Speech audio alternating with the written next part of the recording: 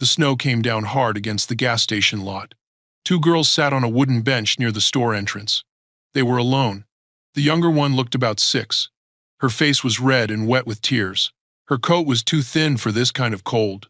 She gripped her older sister's arm like it was the only thing keeping her alive. The older girl was maybe 10. She sat straight and still. Her jaw was tight. Her eyes stared forward at nothing. She was trying to be brave, but her hands were shaking. Inside the store, the clerk looked through the window. He saw them. He turned away. A few cars passed on the highway. Their headlights swept across the lot and disappeared. No one stopped. Then a deep rumble filled the air. A motorcycle pulled into the lot. The engine was loud, heavy. The rider was a big man in a leather cut covered in patches, the kind of patches most people cross the street to avoid. He stopped at the pump and killed the engine. The silence after it was almost louder. He pulled off his helmet. His face was hard, weathered. He started toward the pump, then stopped. His eyes moved to the bench. 2 kids. Alone. In the freezing dark. He stood still for a moment. His breath made clouds in the cold air. The older girl looked at him. Her eyes were wide but steady. She didn't say anything. She didn't wave. She didn't ask for help, but something in the way she held herself told him everything. She was scared. Not of him. Of something else. The younger girl buried her face into her sister's shoulder. Her small body shook with sobs. The older one wrapped an arm around her and held on tight. The biker had seen a lot of things in his life. He had seen fear before. He knew what it looked like on a child's face. And he knew what it meant when 2 kids were sitting outside in the snow at night, with no adult in sight. He also knew what happened when men like him walked toward children in public. People called the cops. People took pictures. People assumed the worst. He had been looked at with suspicion more times than he could count. He had learned to keep his distance. But something in the older girl's eyes held him there. She didn't flinch. She didn't look away. She was watching him like she was waiting. Like she was hoping. He took a step forward. The younger girl cried harder. Her voice broke into high, sharp sounds that echoed across the empty lot. The older girl opened her mouth to speak. Her voice was small. "Please," she said. That one word hit him harder than anything he had felt in years. He stopped 5 feet from the bench, close enough to hear her, far enough to give them space. His hands stayed open at his sides. "Where's your mom?" he asked. His voice was low, calm, not rushed. The older girl's chin trembled. She looked down at her sister, then back at him. Her voice cracked. She said she'd be right back. "How long ago?" The girl didn't answer. But her eyes did. They filled with something that looked a lot like fear mixing with shame. Like she already knew the truth but couldn't say it out loud. The biker looked at the store. The clerk was watching now but still doing nothing. Just standing behind the counter with his arms crossed. He looked back at the girls. The snow was getting heavier. The younger one's lips were turning pale. Her crying had turned into quiet whimpers. The older girl held her sister tighter. She was shivering now too. But she kept her eyes on the man in front of her. Still waiting. Still hoping. The biker exhaled slowly. He crouched down so he was closer to their level. "I'm going to help you," he said. "But I need you to trust me. Can you do that?" The older girl stared at him for a long moment. Then she nodded. The younger one lifted her face from her sister's shoulder. Her cheeks were raw from the cold. Her eyes were swollen. She looked at the biker like she was trying to decide if he was safe.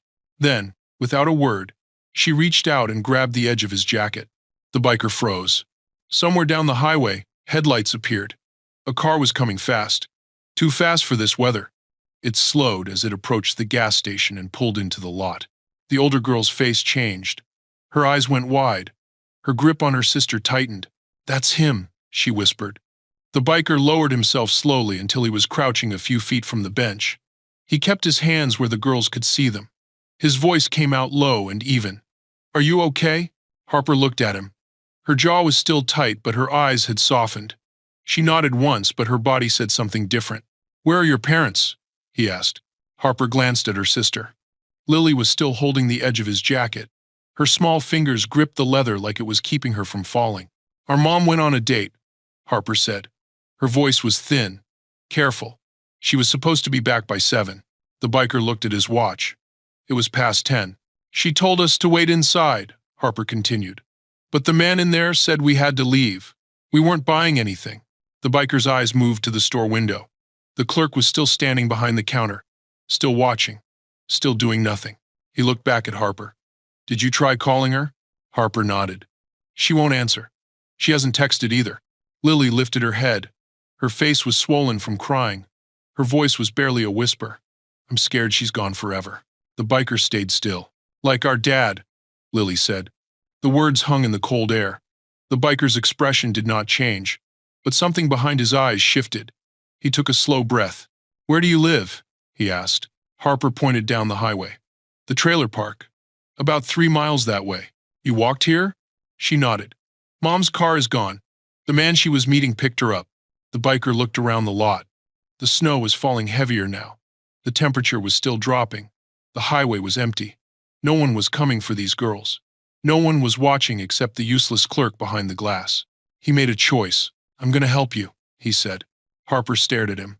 Her eyes searched his face like she was looking for a lie. He stood up slowly and pulled out his phone. He stepped a few feet away and dialed a number. His voice was low as he spoke to whoever was on the other end. The conversation lasted less than a minute. Then he ended the call and walked toward the store. The automatic doors slid open. The clerk looked up but said nothing. The biker moved through the aisles.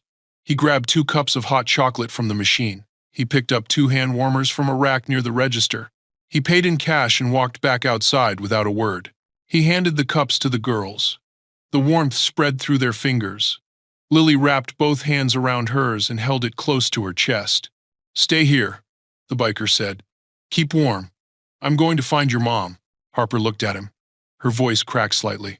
Why are you helping us? He paused. The question seemed to catch him off guard. He looked at the 2 of them sitting on that frozen bench. 2 kids left behind in the cold by a world that had already forgotten them. Because someone should, he said. Harper blinked. Her lip trembled, but she held it together. She nodded slowly. The biker turned and walked toward his motorcycle. He reached for his helmet. Then he felt a small hand grab his sleeve. He stopped. Lily had followed him. She was standing in the snow in her thin coat and worn shoes. Her eyes were wide and full of something he recognized. It was the kind of hope that had been disappointed too many times. Do you promise? She asked. He looked down at her. Do you promise you'll bring her back? The biker did not answer right away. He knew what promises meant to a child. He knew what it felt like when they were broken. He had made promises before that he could not keep. He had seen what that did to people. Lily waited. Her hand still gripped his sleeve. He crouched down again so he was at her level. His voice was quiet, steady. I'm going to do everything I can. It was not a yes, but it was not a no either. Lily looked at him for a long moment. Then she let go of his sleeve. She walked back to the bench and sat beside her sister. The biker watched them for a second. 2 small figures on a wooden bench in the snow, holding cups of hot chocolate like they were the most precious things in the world. He put on his helmet. He started the engine. The deep rumble filled the lot. As he pulled away, he caught one last glimpse of them in his mirror. Harper had her arm around Lily. They were watching him go. Somewhere out there, their mother was with a man who had taken her car and her attention. Somewhere out there, the night was getting darker. The biker twisted the throttle and disappeared into the storm. Jessica Dawson opened her eyes before the sun came up. The alarm had not gone off yet. It never needed to. Her body knew when it was time. She lay still for a moment in the dark. Her muscles ached from yesterday's shift. Her feet still throbbed from standing for 10 hours straight. But she pushed the blanket aside and stood up anyway. The trailer was cold. The heater was barely working again. She pulled on a sweater and walked quietly to the girls' room. Harper was curled up under her blanket, one arm wrapped around Lily. They were still asleep. Their faces were peaceful. For a moment, Jessica just watched them breathe. Then she smiled and gently touched Harper's shoulder. Time to get up, baby. Harper stirred. Lily mumbled something and pulled the blanket tighter. Jessica made breakfast while the girls got dressed. Scrambled eggs, toast with a little butter. She put everything on the table and called them in. Lily came running. Harper walked slower, still half asleep. After they ate, Jessica sat Lily on a chair and started braiding her hair. Lily giggled when her mother's fingers tickled her neck. Hold still, Jessica said softly. I'm holding still. You're wiggling like a fish. Lily laughed again. Harper watched from the couch. She was already dressed for school. Her backpack sat by the door. Don't forget your homework, Jessica said without looking up. Harper rolled her eyes. I never forget. Jessica finished the braid and kissed the top of Lily's head. She looked at both of them. Her girls. Her whole world.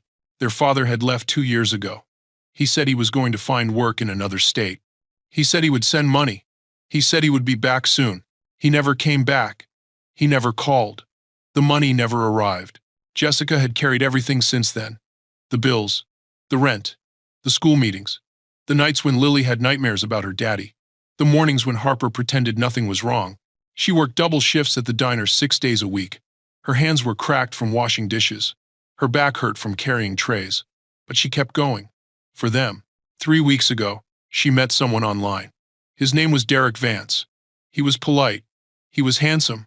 He sent her messages that made her smile. He called her beautiful. He sent flowers to the diner. For the first time in years, she felt like someone saw her. Tonight was their third date. He had suggested a nice restaurant in the next town over. She hesitated at first.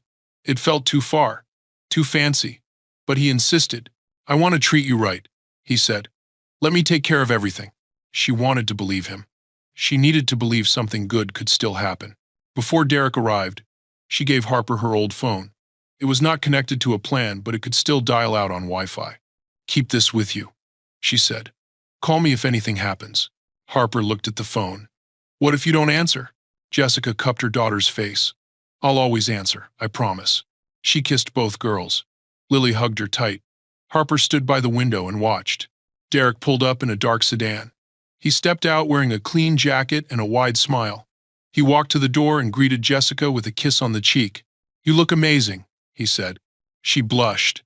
It had been so long since anyone said that. He noticed the girls watching from behind her. He pulled something from his pocket.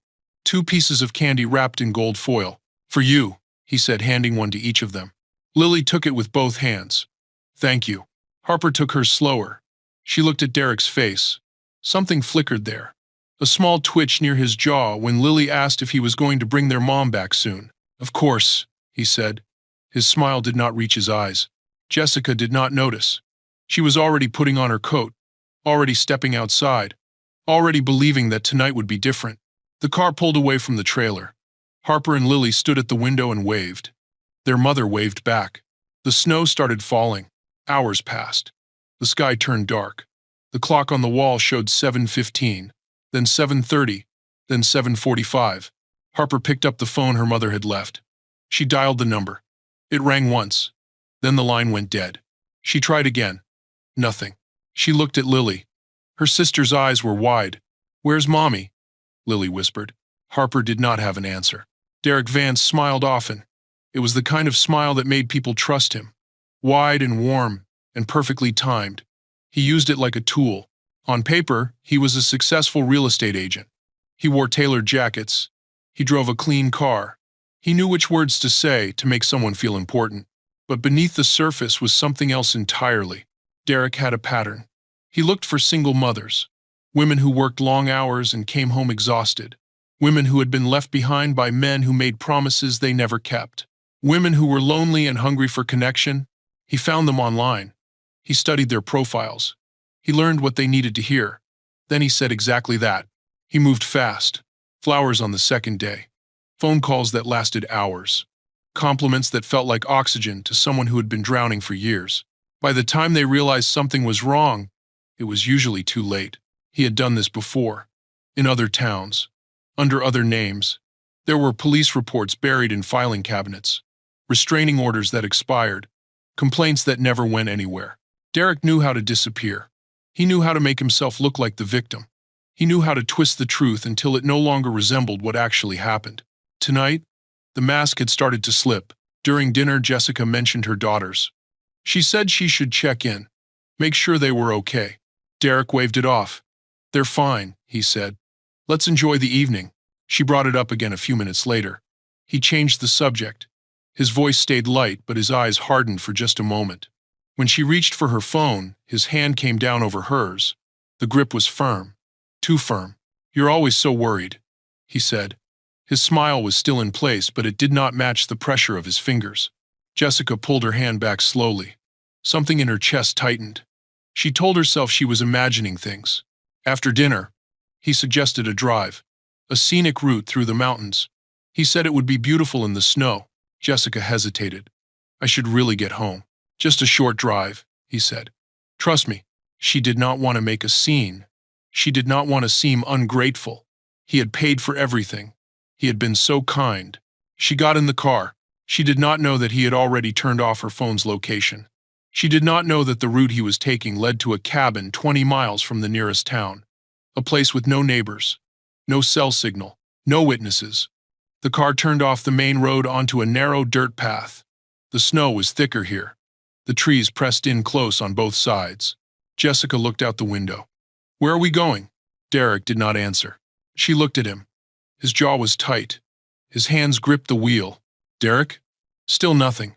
The headlights cut through the falling snow. The road grew rougher. The world outside the car became darker and more isolated with every passing second. Jessica's heart began to pound. She reached for her phone. The screen was black. It would not turn on. She looked at the man beside her.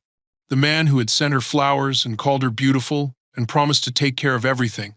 His smile was gone now, and Jessica realized, too late, that she had made a terrible mistake. Marcus Brennan twisted the throttle and leaned into the dark highway. The snow hit his visor like static. The cold cut through his jacket, but he barely felt it. His mind was somewhere else. They called him Ghost. He earned the name years ago because of how quiet he was. How still he could stand in a room full of noise. How he seemed to disappear even when he was standing right in front of you. But there was another reason for the name. One the club never talked about. 8 years ago, Marcus had a daughter. Her name was Emma. She was 7 years old. She had brown hair that curled at the ends and a laugh that filled every room she walked into. She asked questions constantly. She wanted to know how everything worked. One afternoon, she was taken from a park 3 blocks from their home. Marcus was at work. His wife was on a bench 20 feet away. She looked down at her phone for less than a minute. When she looked up, Emma was gone. The police searched for weeks. They followed every lead. They checked every camera. They knocked on every door. They found nothing. Emma was never seen again. Marcus stopped sleeping after that. He stopped eating. He stopped talking to anyone who was not wearing a cut. His marriage fell apart within a year. He moved into a small apartment behind the clubhouse and never left. The guilt never faded. It sat in his chest like a stone. Every morning he woke up and it was still there. Every night he closed his eyes and saw her face. He could not save his daughter, but he could try to save someone else's. He threw himself into the club's charity work. He volunteered at shelters. He rode in every missing child awareness event within 500 miles. He became the first to respond when a kid was in trouble. The first to notice when something was wrong. Tonight, when he saw those 2 girls sitting on that frozen bench, he saw Emma. He saw what he had lost, and he knew he could not walk away. He pulled out his phone and called Forge. The club president answered on the second ring. "I need backup at the gas station on Route 12, Marcus said. 2 kids. No parents. I'm going after the mother." Forge did not ask questions. "How many you need?" "As many as you can send." "Done." The call ended. Within minutes, 6 riders were on their way. They would stay with Harper and Lily. They would keep them warm. They would keep them safe. And Marcus would do what he did best. He would hunt. He mounted his bike and pulled back onto the highway. The engine roared beneath him. The snow was falling harder now. The road ahead was dark and empty. Somewhere out there, a mother was in danger. 2 little girls were waiting for her to come home. Marcus had made a promise. He intended to keep it. The headlight cut through the storm as he disappeared into the night. Marcus pushed through the storm. The snow came down sideways now. The road in front of him was barely visible. Ice had started forming on the pavement. His tires fought for grip with every turn. Most riders would have stopped. Most people would have waited for the weather to clear.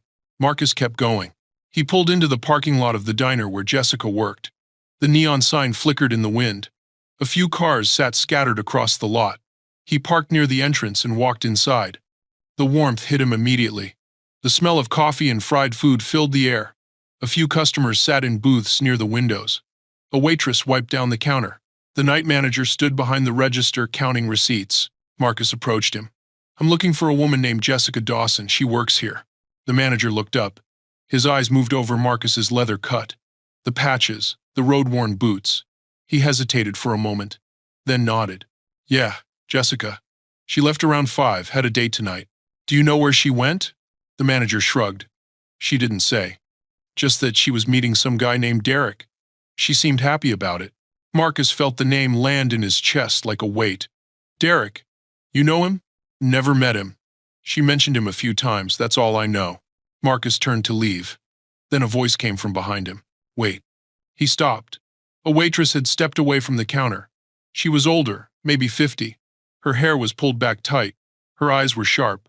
I've seen him, she said quietly. Derek. He's been in here before. Marcus walked toward her. What do you know? She glanced around the diner, then lowered her voice. He comes in every few months.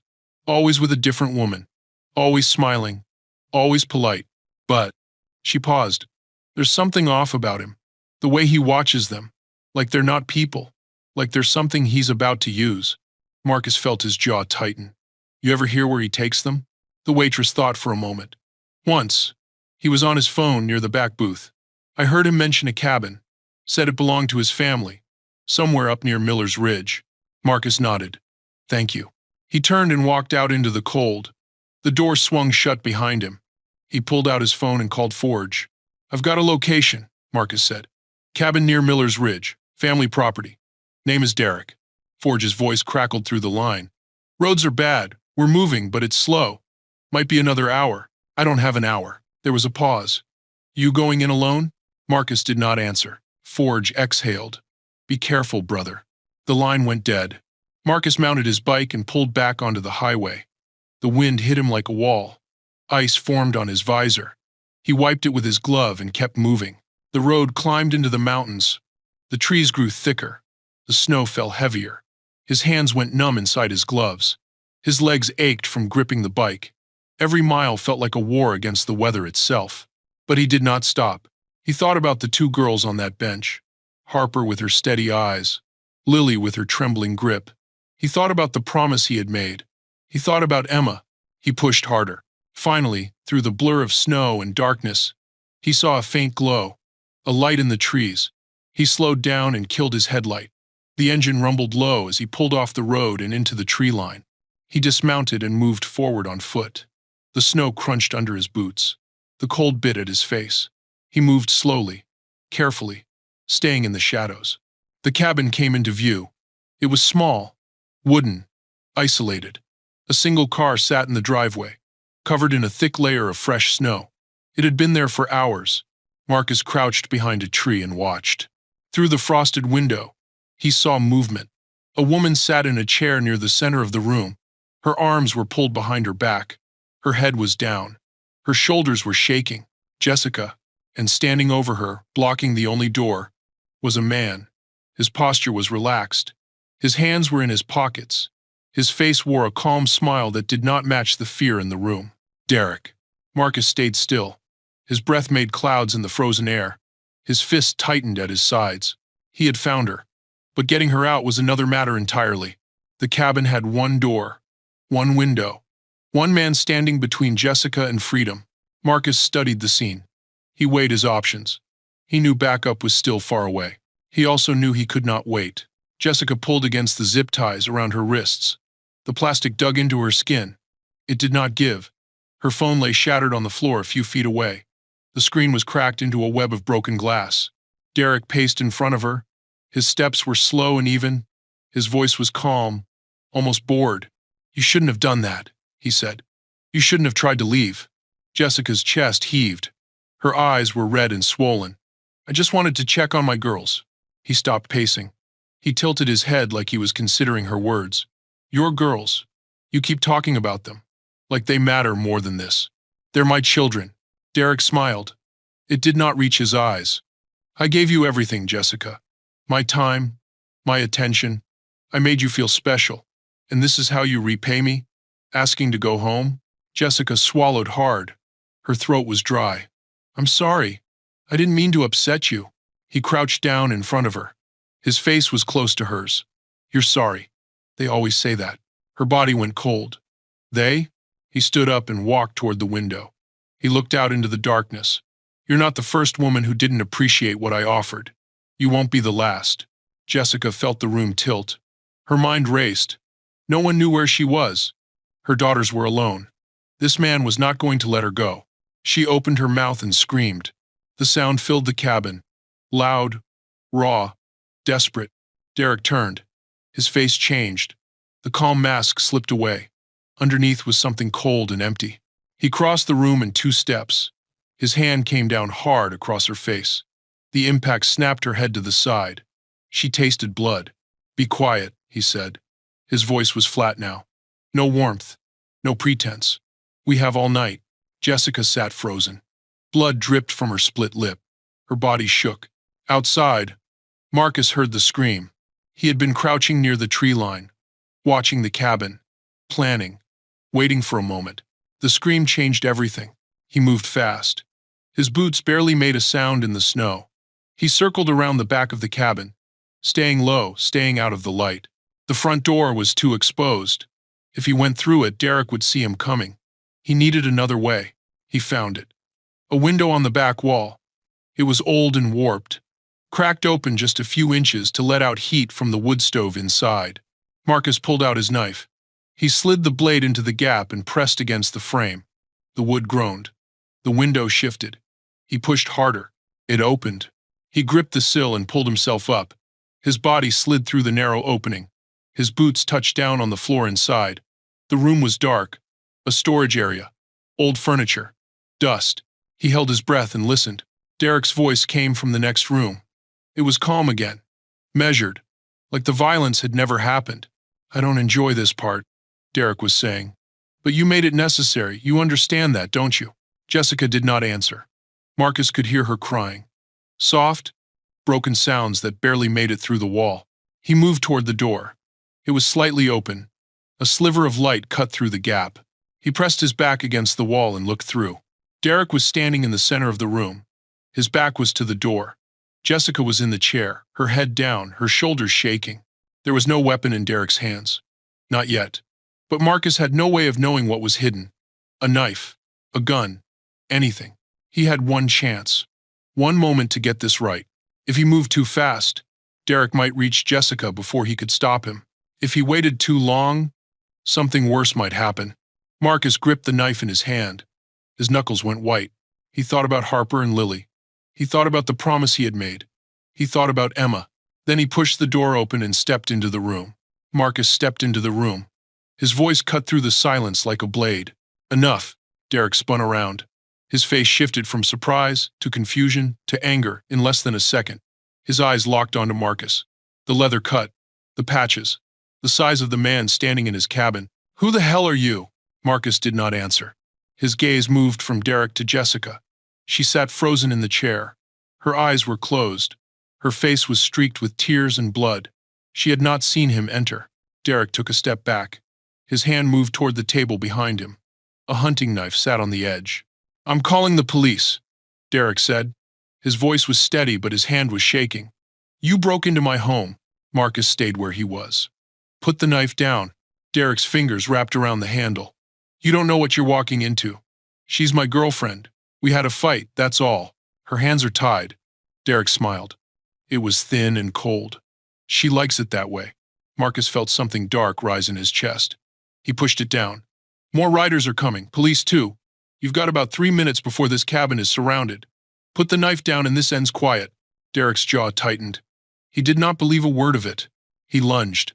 The attack was fast but sloppy.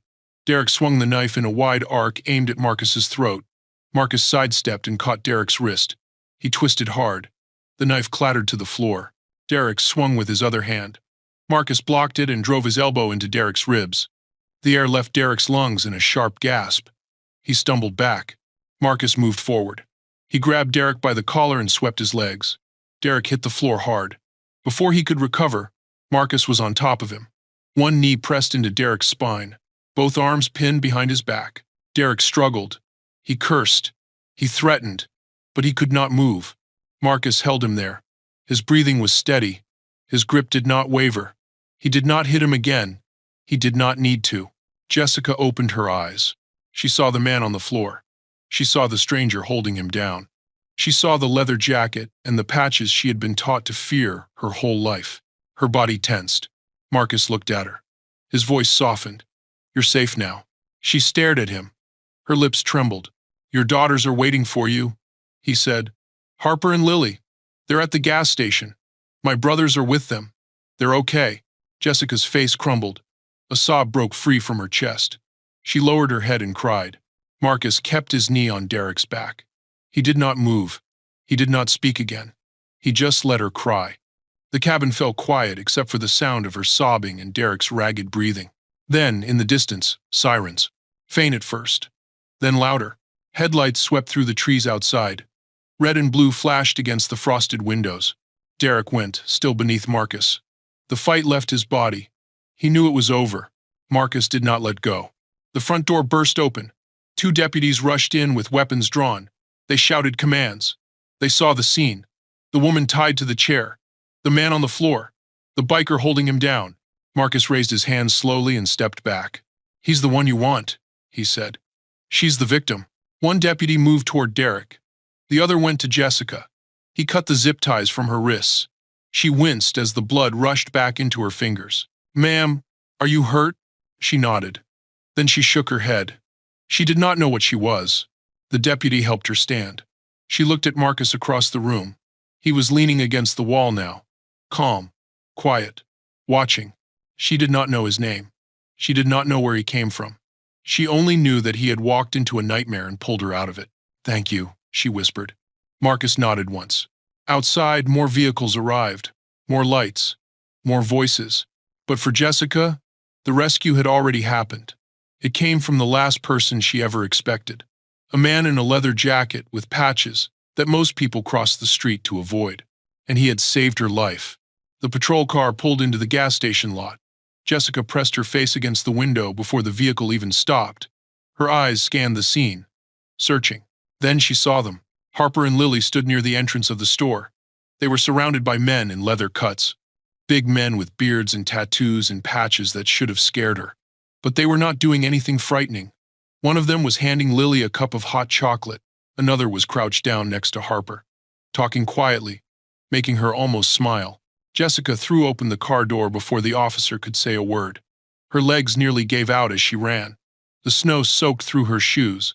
The cold hit her face. She did not care. Lily, Harper.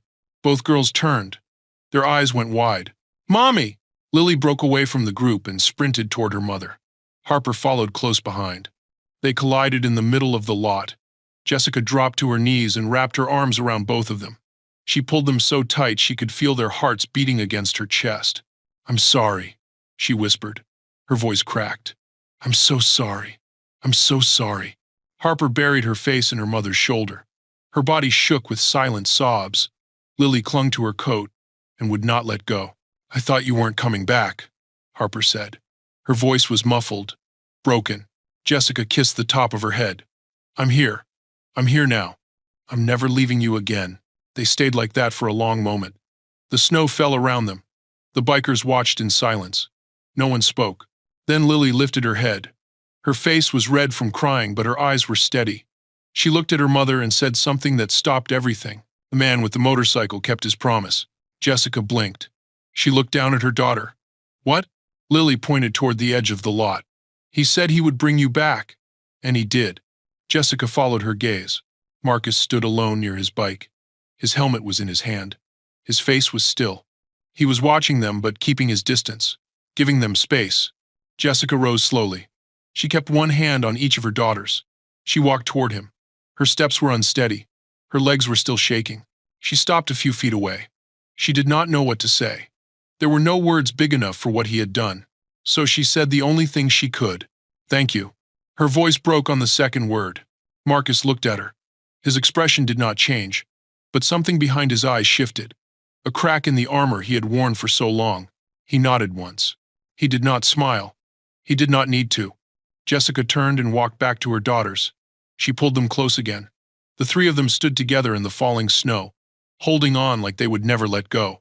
Marcus watched them for a moment longer. Then he looked up at the sky. The snow was slowing.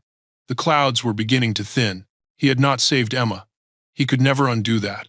But tonight, he had saved someone else's daughters. He had kept a promise. For the first time in years, the weight in his chest felt a little lighter.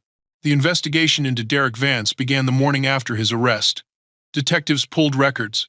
They traced phone numbers. They ran his name through national databases. What they found made everyone go quiet.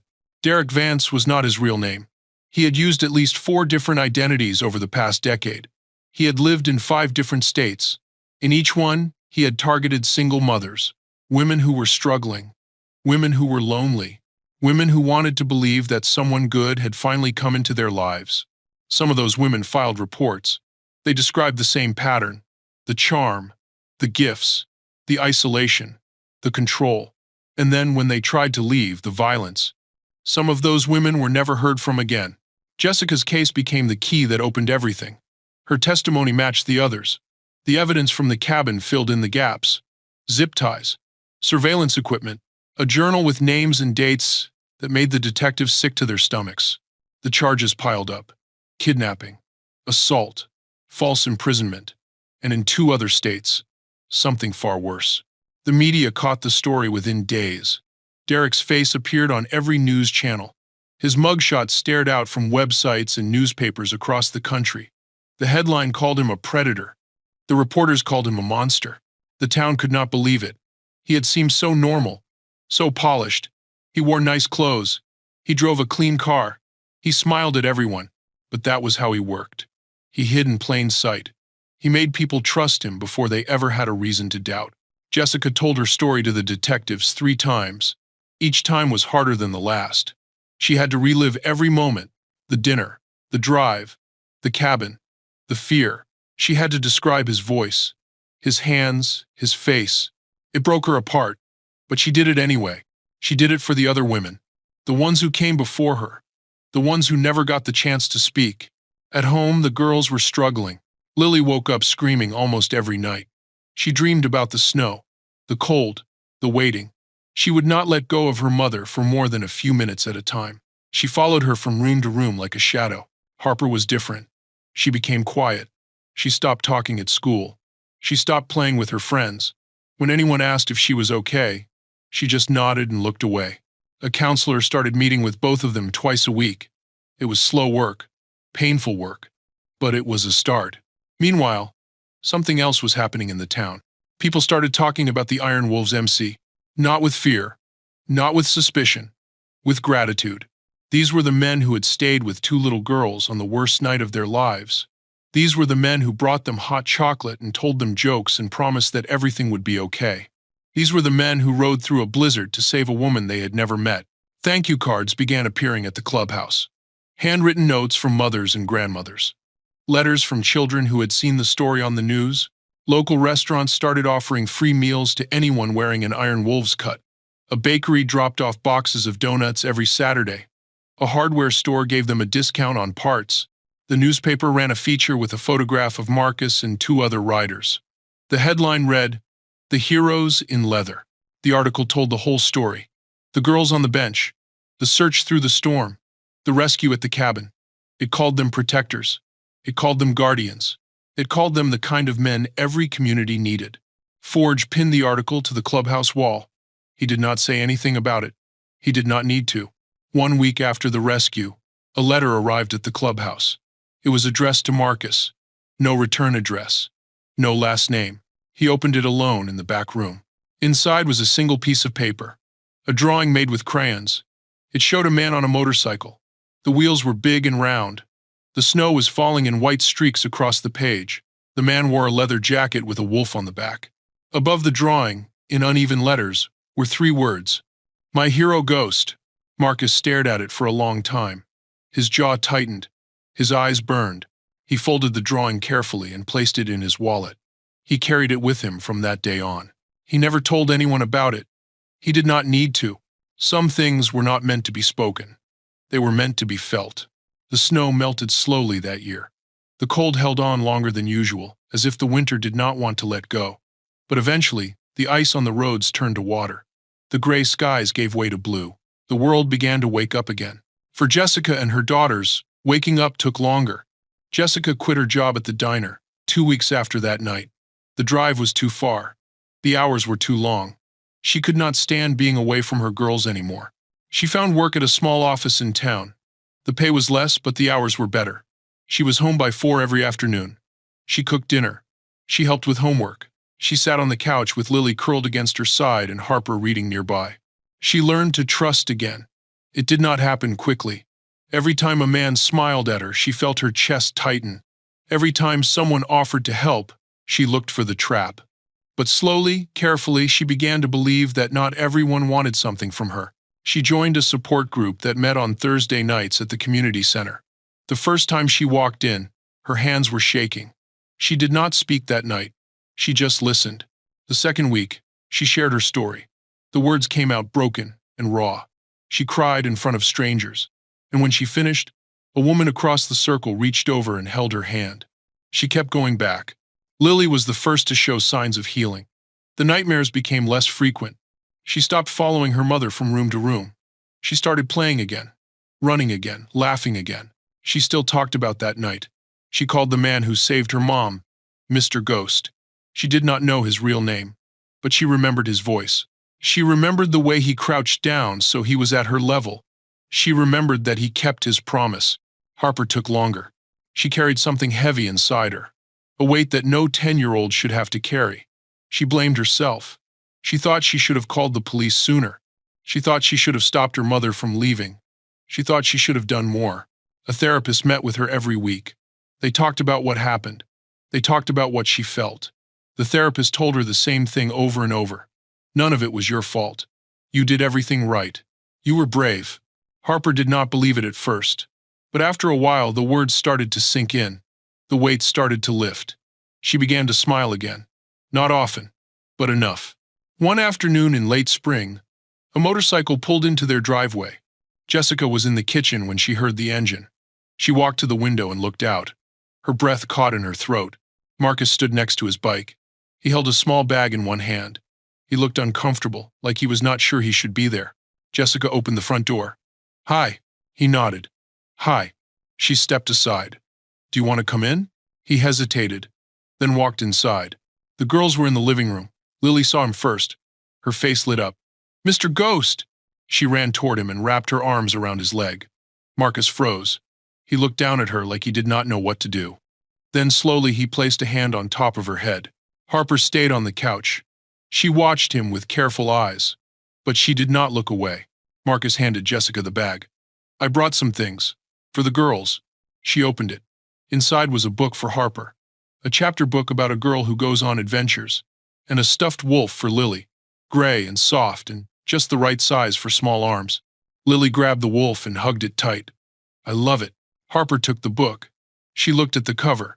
Then she looked at Marcus. "Thank you," she said quietly. He nodded. He did not stay long. He was not good with words. He never had been. But before he left, Jessica stepped forward and wrapped her arms around him. He stood still for a moment. Then his arms came up slowly, and he hugged her back. "You gave them their mother back," she said. Her voice was steady, but her eyes were wet. "I will never forget that." Marcus did not say anything. He just nodded once and walked to his bike. He rode away as the sun began to set. The engine faded into the distance. The house fell quiet. That night, Marcus sat alone in his apartment. A single lamp glowed in the corner. He held a photograph in his hands. A little girl with brown curls and a smile that used to fill every room. "Emma." He spoke softly, as if she could hear him. "I helped 2 little girls," he said. "Kept them safe. Brought their mom home." He paused. His thumb traced the edge of the frame. "I'm still trying, sweetheart. I'll never stop." The story traveled farther than anyone expected. What started as a local news piece became something bigger. Newspapers in other towns picked it up. Websites shared it. People talked about it at work, at dinner tables, at gas stations just like the one where it all began. Other motorcycle clubs started reaching out. They called Forge directly. They sent messages through back channels. They all asked the same thing. "How can we help? How can we be part of this?" Forge saw an opportunity. He sat down with Marcus and the rest of the officers. They talked for hours. They made calls. They reached out to the local police department, to the school district, to social workers and counselors and anyone else who would listen. 2 months later, the Iron Wolves hosted their first community safety event. It was held at the high school gymnasium. Rows of folding chairs filled the floor. Tables lined the walls with pamphlets and resources. Police officers stood near the entrance. Teachers sat in the front row. Parents filled the seats behind them. Children sat cross-legged on the floor near the stage. The Iron Wolves stood along the back wall. They wore their cuts. They did not hide who they were. A police sergeant spoke first. He talked about recognizing danger signs. He talked about trusting instincts. He talked about the importance of community watching out for each other. A social worker spoke next. She explained what to do if a child discloses abuse. She gave out phone numbers and resources. She reminded everyone that asking for help is not weakness. Then Jessica walked to the microphone. The room went quiet. She stood there for a moment. Her hands trembled. Her voice cracked when she started to speak. "I was saved by a stranger," she said. "A man I would have crossed the street to avoid before that night." She paused. Her eyes moved to the back of the room where Marcus stood. He wore leather and patches. He rode a motorcycle that was loud enough to shake the ground, and he turned out to be the bravest person I have ever met. She told her story. The date, the cabin, the fear, the moment she thought she would never see her daughters again, and the man who came through the snow to bring her home. When she finished, the room was silent. Then someone started clapping. Then another. Then everyone. Jessica stepped back from the microphone. Her face was wet with tears, but she was smiling. Harper walked up next. She was smaller than the microphone stand. Someone had to lower it for her. Her hands gripped the sides of the podium. Her voice shook. "I was really scared that night," she said. "I didn't know what to do. I thought it was my fault." She looked out at the other kids sitting on the floor. But it wasn't. And if something ever feels wrong to you, you should tell someone. Even if you're scared. Even if you think no one will believe you. She took a breath. Because someone will. Someone always will. The applause came again. Louder this time. Lily did not speak. She was too young. But she sat in the front row next to Marcus. Her small hand wrapped around his fingers. She did not let go for the entire event. When it was over, people lingered. They shook hands. They hugged. They exchanged phone numbers and promised to stay in touch. A local news crew had been filming the whole thing. As the crowd began to thin, a reporter approached Marcus. "Can we get a quick interview?" Marcus shook his head. "No thanks." He turned and started walking toward the exit. Lily was still holding his hand. Harper and Jessica followed close behind. The reporter called after him. "Just one question. Why do you do this? Why risk everything for people you don't even know?" Marcus stopped. He stood still for a long moment. The gymnasium lights hummed overhead. The murmur of voices faded into the background. He turned and looked at the reporter. His face was calm. His voice was steady. "Because someone has to." He turned back around and kept walking. The doors swung open. The evening air rushed in, and Marcus disappeared into the night, the same way he always did. The courtroom was silent when the verdict came. Derek Vance stood motionless as the judge read the charges. Kidnapping, assault, false imprisonment, and in connection with cases in 2 other states, crimes that carried even heavier weight. The sentence was long. Decades behind bars. He would not hurt anyone again. In the gallery, 3 women sat together. They had never met before the trial, but they shared something no one else could understand. They were survivors. And today, they finally had closure. Jessica sat in the back row. She did not cry when the verdict was read. She had already cried enough. Instead, she took a slow breath and closed her eyes. It was over. In the months that followed, Jessica found a new purpose. She started speaking at shelters, then schools, then community centers across the county. She told her story not for sympathy but for prevention. She wanted other women to see what she had missed. The charm that moved too fast. The attention that felt too perfect. The control that crept in so slowly you did not notice until it was too late. She became an advocate for domestic violence awareness. She trained volunteers. She raised money for hotlines. She sat with women who were still afraid to leave and told them that leaving was possible, that help existed, that they were not alone. Harper grew up faster than most kids her age. The weight she carried from that night never fully disappeared, but she learned to carry it differently. She started volunteering with the Iron Wolves at their community events. She helped set up tables. She handed out pamphlets. She talked to other kids who had been through hard things. When she turned 15, she became a mentor for younger children in a trauma support program. She sat with them in quiet rooms and listened to their stories. She told them the same thing the therapist once told her. None of it was your fault. You did everything right. You were brave. She never forgot the night her mother disappeared. But she stopped letting it define her. Lily remembered less as the years passed. The details of that cold night faded into something soft and distant. The fear became a blur. The tears dried up, but the gratitude stayed. Every year, on the anniversary of that night, she sent Marcus a card. Sometimes it was a drawing, sometimes it was a letter, sometimes it was just a few words on a piece of paper. Thank you for keeping your promise. Marcus kept every single one. He stored them in a box under his bed. He never told anyone about them. But sometimes, late at night, he would take them out and read them again. The Iron Wolves became something different in the years that followed. The community stopped seeing them as outlaws. They stopped crossing the street when they saw the leather cuts. They started waving instead. The club rode for causes now. Missing children, abuse survivors, families in crisis. They showed up at schools and hospitals and courthouses. They stood beside people who could not stand alone. They proved over and over that appearance meant nothing. Character meant everything. And Marcus kept riding. He kept watching. He kept looking for the next child who needed help, the next mother who was in danger, the next stranger who deserved a second chance. He never stopped. He could not stop. Because he knew what it felt like to lose someone. And he knew what it felt like to save someone. The ghost of Emma still walked with him. It always would. But somewhere along the way, it stopped dragging him backward. It started walking beside him instead. He visited her grave once a year. He brought flowers. He sat in the grass and talked to her like she was still there. He told her about the people he had helped, the children he had protected, the lives that were different because he chose to act. He told her he was still trying. He told her he would never stop. The final image is a long stretch of highway. The sun hangs low on the horizon. The sky is painted in shades of gold and orange. Marcus rides alone. His bike rumbles beneath him. The wind pushes against his chest. The road stretches endlessly ahead. For the first time in years, he is not running from something. He is riding toward something. Hope, purpose, peace. The engine fades into the distance. The sun dips lower. The road goes on. And somewhere out there, another child sits alone. Another mother is in danger. Another story is waiting to begin. But tonight, this story ends the way it was always meant to. With a man who lost everything, finding a reason to keep going. With a family that was broken, learning how to heal. With a community that was divided, learning how to come together. And with the simple truth that heroes do not always wear capes. Sometimes they wear leather.